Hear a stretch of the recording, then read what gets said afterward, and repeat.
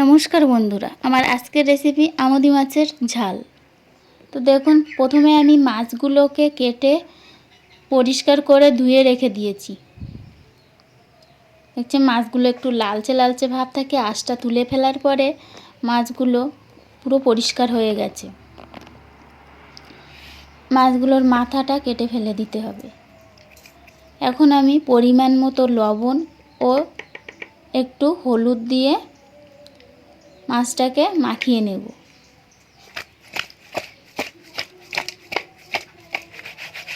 দেখুন আমি এখানে হাতের সাহায্যে মাখাচ্ছি না। এখন কড়াইটা উনুনে বসিয়ে দিয়ে সামান্য পরিমাণে তেল দিয়ে মাছগুলোকে দিয়ে দেব।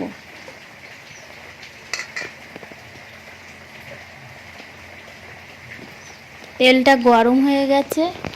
এখন আমি মাছগুলোকে এক এক করে কড়াইয়ের ভিতরে দিয়ে দেব।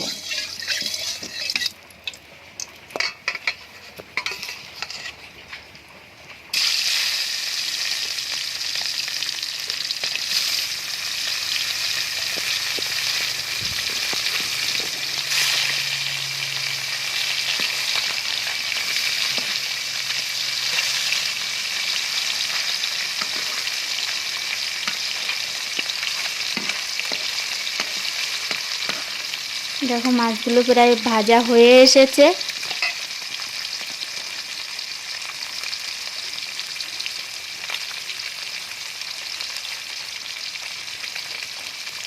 এই সাইডে আমি টমেটো কুচি, 6-7টা লঙ্কা চিড়ে নিয়েছি, আদা বাটা, লঙ্কা বাটা, জিরে বাটা,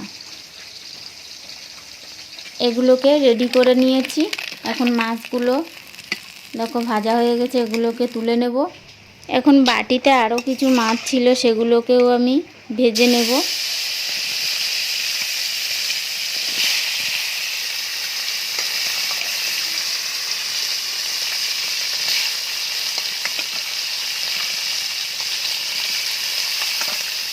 মাছগুলো আমি সবগুলোকে দিয়ে দেবো। দেখো মাছটা ভাজা হয়ে গেছে।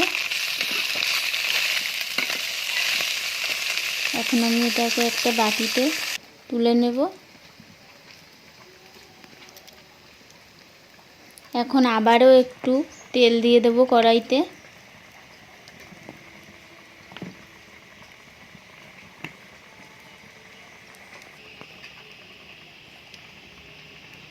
জিরে দিয়ে দেবো তেলের পরে, দিয়ে সামান্য একটু নেড়ে চেড়ে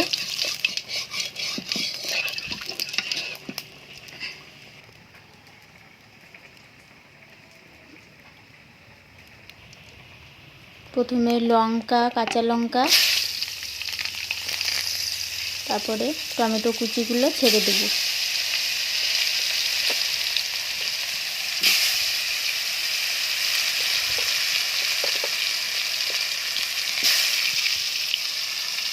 দিয়ে আবারও একটু নেড়ে চেড়ে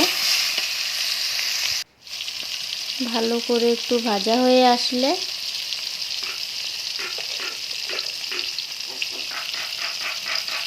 জিরে বাটা,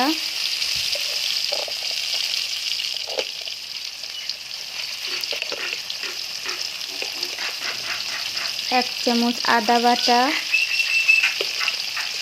ও লঙ্কা বাটা, যে যেমন খেতে ভালোবাসে সেই পরিমাণে লঙ্কা বাটাটা দেব। আমাদের একটু লঙ্কাটা বেশি খায়, তার জন্য আমি 2 চামচ দিয়ে দিলাম।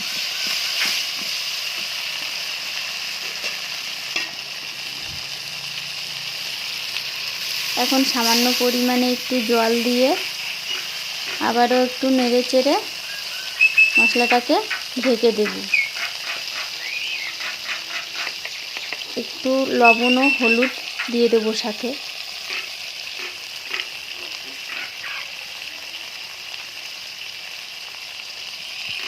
লবণটা পরিমাণ মতন দিতে হবে, কারণ আগেও লবণ মাছ ভাজা একটু দেওয়া আছে। নোনা মাছ যেহেতু কম লবণ দিতে হবে। দেখো কিছুক্ষণ পরে মশলাটা সিদ্ধ হয়ে গেছে। আমি এভাবে নেড়ে চেড়ে কিছুক্ষণের জন্য মশলাটাকে শুকিয়ে নিয়ে আসবো।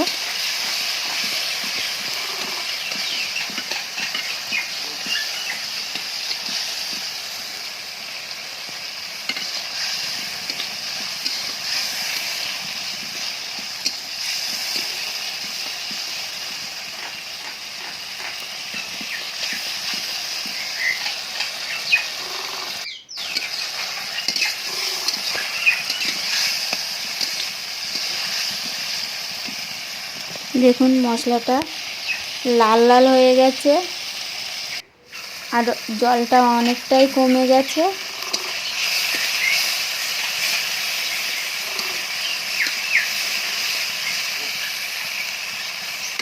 আপনারা চাইলে যে মশলাগুলো আমি দিলাম এগুলো গুঁড়ো মশলাও ব্যবহার করতে পারেন,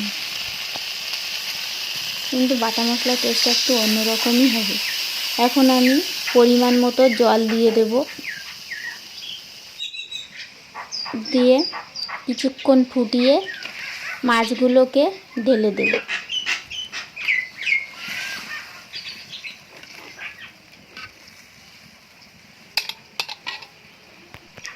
মাছগুলো ভালোভাবে ফুটে গেলে ঝোলটা একটু শুকনো শুকনো করে নামাতে হবে। তার জন্য জলটা দেওয়ার পরে উনুনের আঁচটা একটু বাড়িয়ে দিতে হবে। তো বন্ধুরা দেখুন তরকারিটা হয়ে এসেছে। তো রেসিপিটা ভালো লাগলে অবশ্যই কমেন্ট করে জানাবেন, আর আমার চ্যানেলে নতুন হয়ে থাকলে অবশ্যই চ্যানেলটিকে সাবস্ক্রাইব করে দেবেন। রেসিপিটা ভালো লাগলে অবশ্যই একটা লাইক করে দেবেন।